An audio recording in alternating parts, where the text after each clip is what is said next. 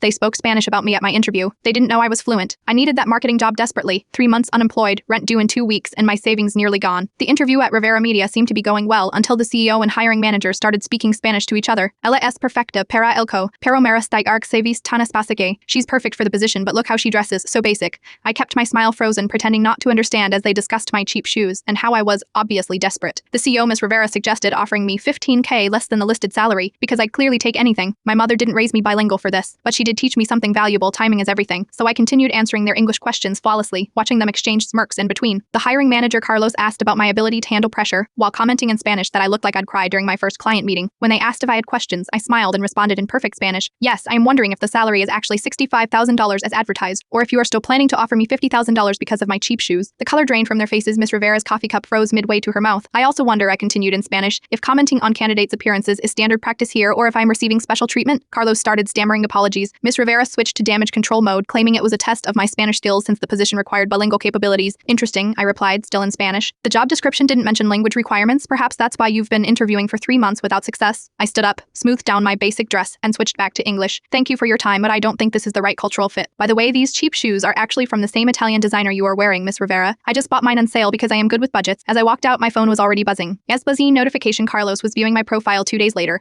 I received a call from their parent company's Preem of AFTI. Though fraternally, Miss Rivera's assistant, who had been silently taking notes during my interview, reported the entire exchange to HR. They offered me a position in their headquarters, $20K higher than the original listing, with a signing bonus. The Preem apologized profusely, explaining they'd been trying to address the cultural issues at the Rivera office. I started last week my first assignment, conducting a company-wide training on interview ethics and unconscious bias. And yes, I am delivering it in both English and Spanish. Sometimes the words people think you can't understand are exactly the ones you need to hear.